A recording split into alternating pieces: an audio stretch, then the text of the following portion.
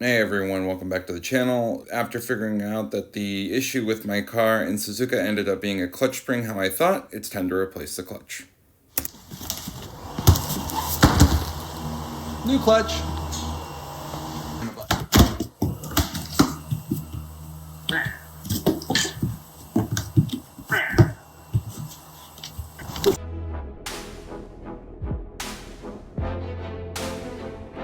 And he's inspecting my work, which is always good. 2 eyes, never hurts. What? This wheel. What is that? Oh, it's the Tilton. It's the Tilton flyweight flywheel, man. Tilton, sold us. Yeah, it's meant to use with the OEM clutch. Really nice, actually. I think this is too light. It's very light. It's about... Yeah, look at this.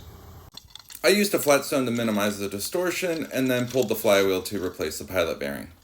This one didn't feel bad, but I mean, we have a brand new one, so Yamamoto-san was like, you might as well. I'm kind of one of those guys that's like, well, I'm here, why not? Right? What else am I gonna do? Finish the job and go home?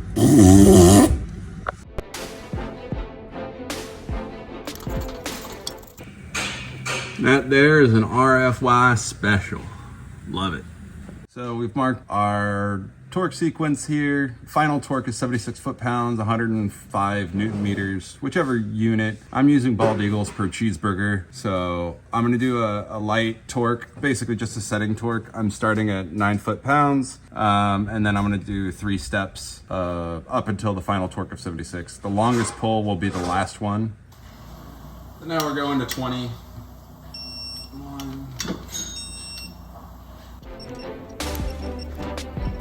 46,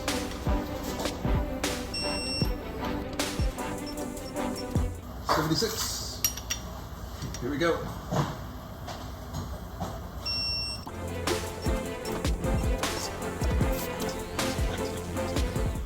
So now we got our lovely cut up main shaft in the pilot bearing there. We're cleaning off our mid plate right now, both sides, both friction surfaces, because there is a anti-corrosion coating on there that you want to make sure you don't try to leave. Ask me how I know. Normally, if you're using the factory flywheel, you have to line up the marks on the mid plate, on the flywheel, and on the clutch cover. Since I'm not using the factory flywheel, I don't have to worry about aligning that, just the clutch cover and the mid plate. So as you can see, I've marked everything 714, 936, 528. Now it's time to torque the clutch cover bolts. Torque spec on this is 16 foot-pounds. So I'm gonna do a real quick 8. We'll do half. I'm sure it's already there.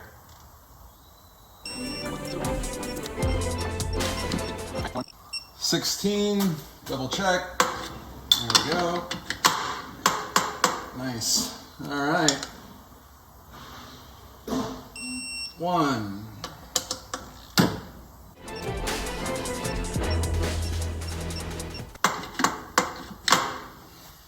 So in Japan, they buy grease in these weird little accordion things that make it impossible to get all the grease out. But so what I do is I put a little bit of grease on the alignment tool, especially here, a good amount,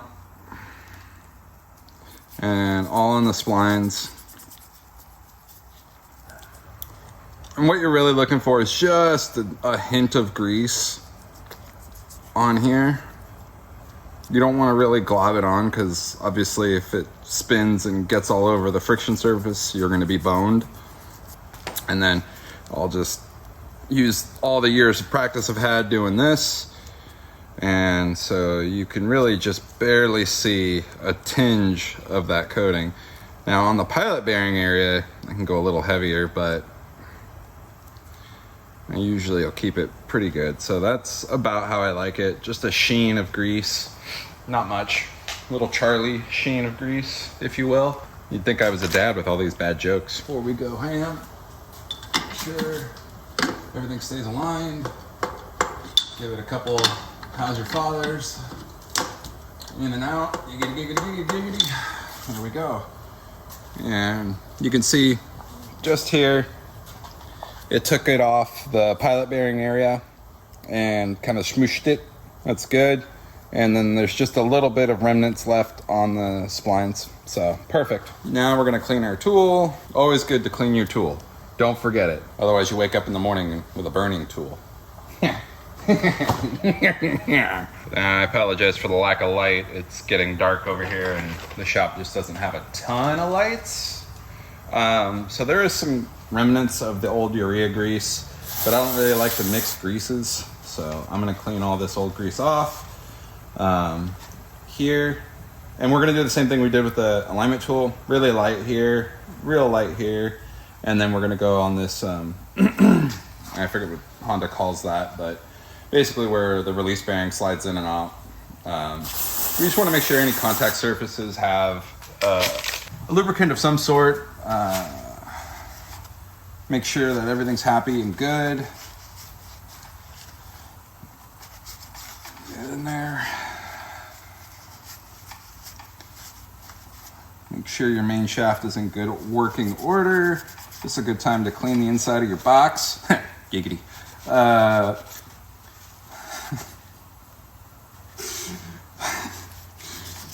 Good time to have a clean box. Yeah, so before you put everything back together, that's another thing I'll usually try to do for customers. It's just really deep clean as much as I can. Like the front beam is usually filthy on customer cars. So I don't charge for that, but it definitely just makes having everything nicer. Because the next time you go in to work on it, it's not gross. And odds are, if you do a good job, customer will be back and you'll be the poor sap who has to work on it the next time. That's the problem with doing a good job. So always make the job easier for the next poor bastard, because it's probably going to be you. I don't know what this Smurf grease is called, but something in Japanese, I'm sure. Fast forward.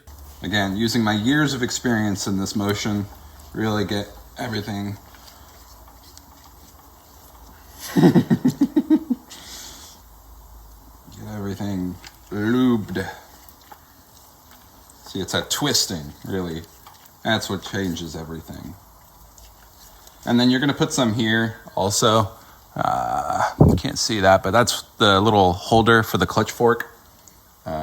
Again, because it's just metal on metal and we want to avoid any extra wear that we don't need.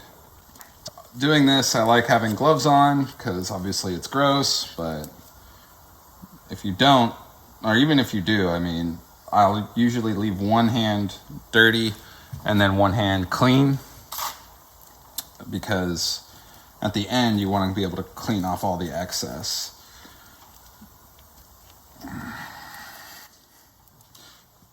There we go. You gotta do the old stranger on them.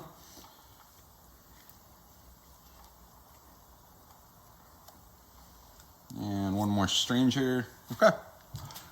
All right, we're gonna get stabby with the transmission. Stab it in there. Hopefully finish this tonight. Don't forget to clean and grease up your clutch fork. No, I'll usually grease this pin nice and good, and these two contact surfaces, you can see where they touch the release bearing.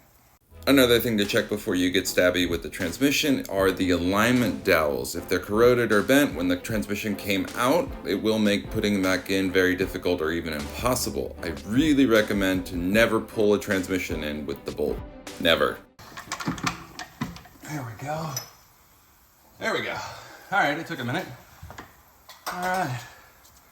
But we are 100% seated. Awesome. Now that we've successfully stabbed the transmission into the engine and secured all the bolts, the first thing we need to do is the left side transmission mount. And start my 14s, or M10s. So as you can see, all of them are getting started. You do not run these in with an impact. Putting it together, I just try not to use an impact, ever. Set up. All right, remember that none of the weight right now is on the mount. It's all on the jack. Okay. there's 43. Once you've finished here, it's time to center and torque the through bolt using the floor jack. Torque is 69 according to the manual. All right. And we're gonna torque that right now. It's upside down, but you can tell 69 giggity. Getting close. There we go. One more check just to make sure. All right, now we can take the jack out. That's why I really like these sockets. They've got detents so that they clip in, kind of how like the socket does to the extension. Same idea, can't lose them.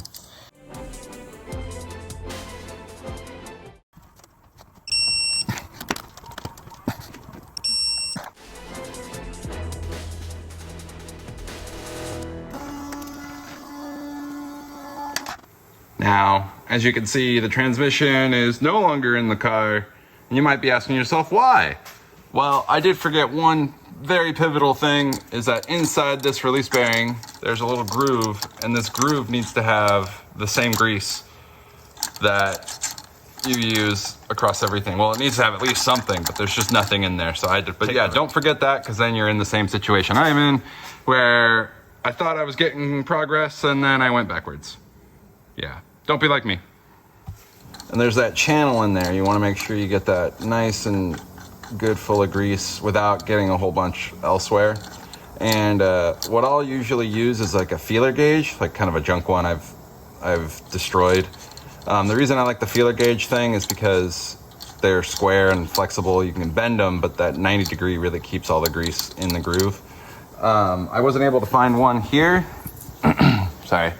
I wasn't able to find one here, so I just ended up using a razor blade, the backside, and I just put it against like this and just rotated the release bearing, and that scraped off all the stuff on the inside and outside.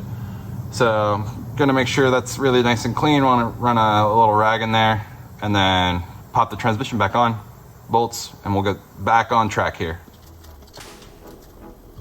As I take this time and contemplate my life's choices and the mistakes I've made, I found it important really to show that, hey, even though I've been doing this for 12 years, that everyone makes mistakes, and even the most senior of mechanics definitely can do it. If you are liking this video, please like and subscribe. It really helps me out and gets me motivated to make more videos. All right, so here comes the most stressful part of the job, in my opinion. It's this rear tie rod, or toe link, whatever you want to call it. Honda refers to it as a toe link. So here, you're gonna notice that start it. Before you do the control arm, the toe link is the easiest. You're gonna have the least amount of resistance. You can center the bolt in the hole. Use the smallest, absolute smallest wrench you can. Do not ever use an impact here. With your 17, if you have the stock bolt, which you should, get it in there, 90%. And now we can put the rest of the car back together. But as silly as that seemed, it is the most stressful part of the job. And if you make that job as easy as possible, it's much, much better.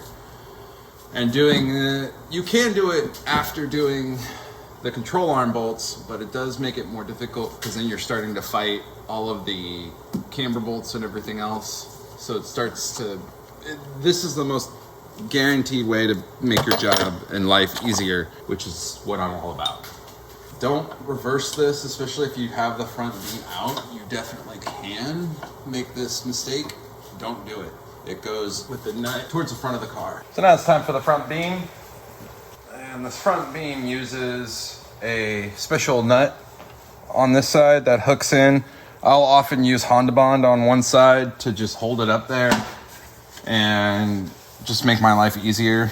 Especially when the car has headers, it often falls out. So I'll use a little bit of Honda Bond just to stick it in. Giggity. By hand. Now you won't run this down completely this first time round. You just want to get this bolt started. So get onto the studs here. get into the studs. There we go. There we go. And that usually puts us. There we go. And there's always a little bit of an aiming procedure here. You may need to come down, may need to go forward, might need to move these. Should probably be loose. This rear mount should be loose. Just makes life easier when that happens. And that way you can kind of jiggle this around. You can also let these down a little bit, not stack them all the way up against the subframe. Now I'm holding the nut on one side to make sure it stays in place while it gets threaded. Good, okay, it is started. So now the thing about this is the first one you do, but it's actually the last one you end up tightening or torquing. So we started it, that's fine. Now we can do the rest of the bolts. I'm just swapping out washers.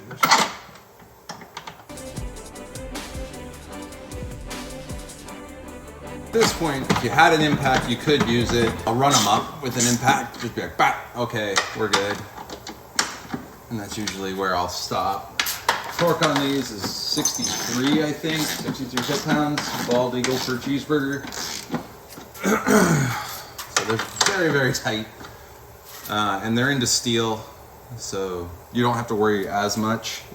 So now that the front beam's in place, we can put the shift linkage back in. But everything else is the same as disassembly. Go with these M10s right now.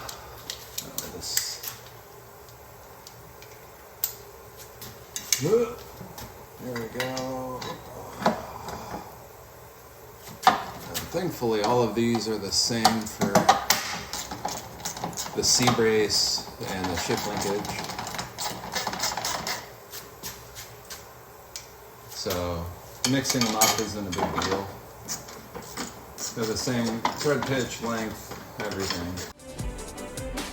Now I have an extra set of brackets here for something else I'm working on. You won't have these, most likely. What is it for? I will at some point announce that when the product is ready. So just stay tuned on that one. But I appreciate your interest. There we go. There we go. Okay, so now I'm just gonna run these down. Torque on these is usually, I think, 43 for the M10, but I'll double check on the spec. Check your service manual for all these torque values also. You know, I could be wrong. I'm getting these numbers from a service manual, but obviously I'm not responsible for any issue that may occur. And at the end of the day, always make sure that you're being very careful, especially with aluminum threads. You know, if you're only getting 38 instead of 43 and you don't want to go any tighter, it starts feeling like it's stripped, I'll usually leave it with it just a couple pounds short. But, you know, obviously that's at your discretion and I'm not responsible should anything happen. Recommended to do what Honda says, but these cars are getting old. And honestly, they've been ran through pretty hard, like the prom queen.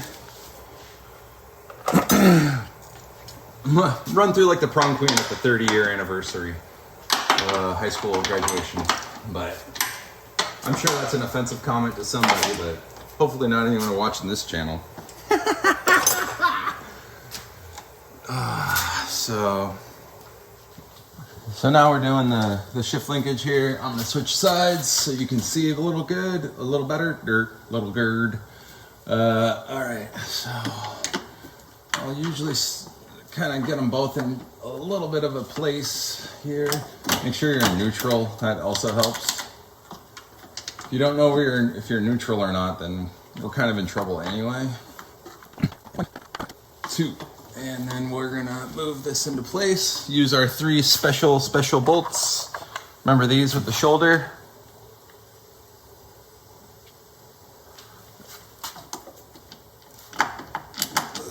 Again, don't use your impact here.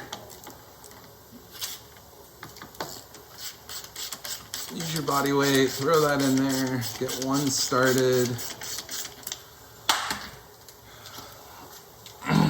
Get the next one started.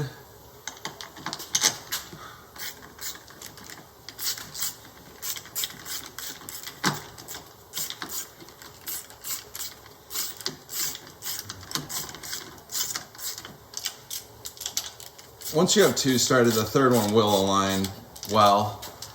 And I'll usually, and again, these are torqued at 16th cheeseburgers per bald eagle per cheeseburger, 22 newton meters, 16 foot-pounds, as per the service manual.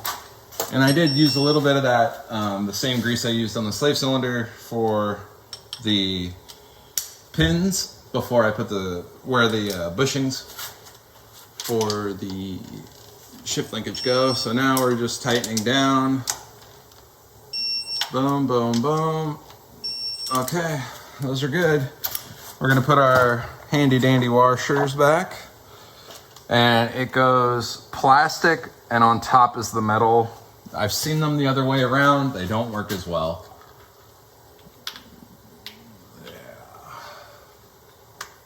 Boom, so you'll get the feel for this one. The flats are always in the same spot. Use your cotter pins or whatever you're using to secure those through the top here. And that is done. Then you have a cover with 5 M6 bolts. And that's all for this. And we'll continue on. Obviously you don't want to reuse cotter pins. I bought some of these, which are reusable. So you can just plop them back in. This is the opportunity I had to do that. And now I never have to worry about finding cotter pins ever again, or the questionable reuse of one. Not that I've ever done that either. And then you'll put the cover back on. Cover goes on only one way. It locks into the other plastic parts on top. So again, I've seen it kind of misaligned all sorts. Please don't do that. It's very annoying because this plastic over time and age will just warp into a place where it will never go back to how it should. This cover is designed to keep stuff, the elements, away from the shift linkage. And yeah, let's try to keep it used for that. Let's keep it useful for that. Otherwise, you might as well just run without it.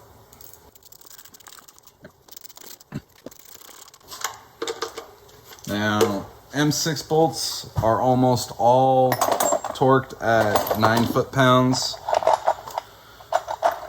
which is usually about as much as you're gonna do with a wrench like this, which is a 1/4 inch handle.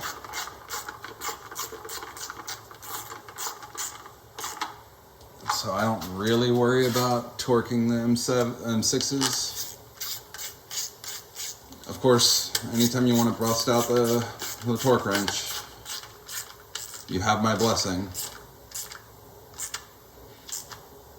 There we go, there we go. And we double check it all, make sure we're in. Awesome, that's in. And right now, without the C-brace on, it does just make it a little easier to go ahead and fill the transmission. We're gonna do that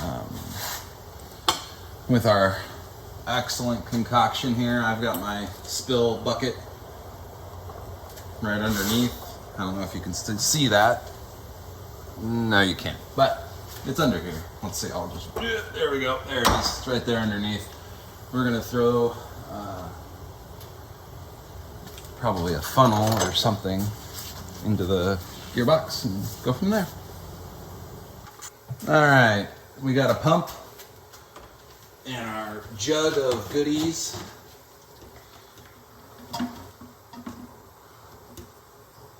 Ooh, yeah, that is a thick mixture there.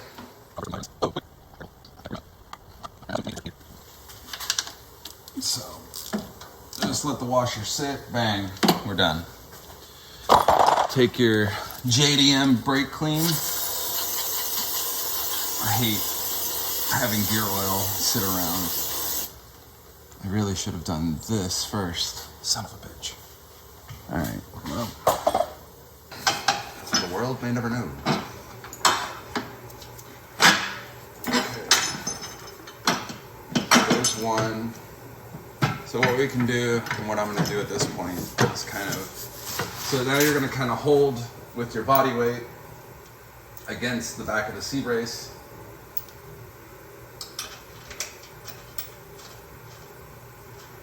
And start one of the M12 studs. You only need to start one. And on the opposite side here, you're gonna start one of the M10s. And you just run it up enough by hand that this doesn't want to fall down.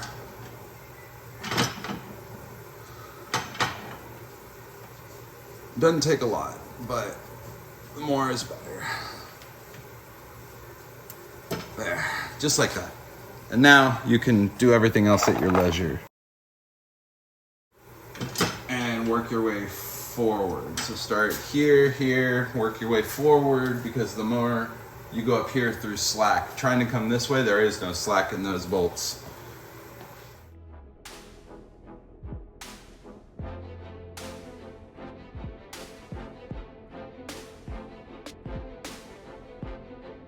Once you're done with the C-brace, it's time to put on the e-brake cables.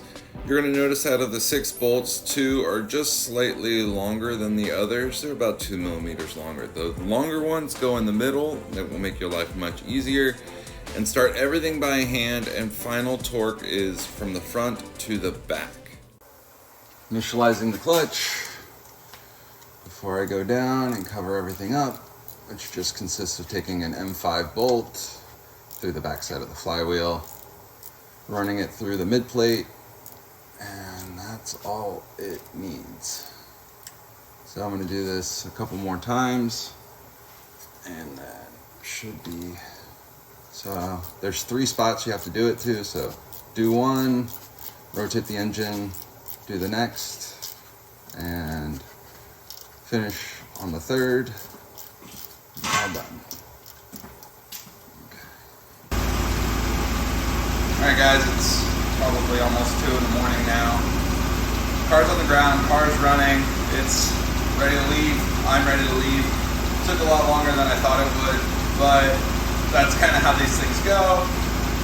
I did a lot of extra things that I wasn't really expecting to or planning to, but even still, it shouldn't have taken as long as it did. Between slowing down for the video and then having to do basically 2 clutch jobs because I forgot a part inside the transmission. Yeah, so it was a good night overall. I had a late start, which is probably half the reason I'm finishing so late. I started around midday, 11:30 noon. I usually start around 7. But regardless, no matter what, I'm happy. It's happy. I'm gonna go for a drive later. Let it warm up, let it do its thing. I'm gonna pull it out of the shop right now, and then leave it warming up. Clean up the shop a little bit for young old son. He's already gone for the night. He left probably 20 minutes ago. And yeah, that's it. Thanks for tuning in. Thanks for watching. Yeah, I can't wait to see you at the next track event. I was supposed to go to one today. It's not happening for me. That's okay. You know, we did Suzuka last time. I was supposed to go to Suzuka today. I just, between finances and just timing, I don't have. We're gonna skip this event. I was told that there is an event in January at Scuba, which would be really cool to go to. So we're gonna see if we can go to that one maybe. Yeah, could be a lot of fun. All right guys, catch you next time. I need to go home, I need some sleep, and I really want to shower. Later! I am so happy that it turned out to be exactly what I thought it was, and that the car is driving again. I can't wait to go to the next event. I hope you enjoyed this video, and if you did, please stay tuned for the next one in 2 weeks. Thanks.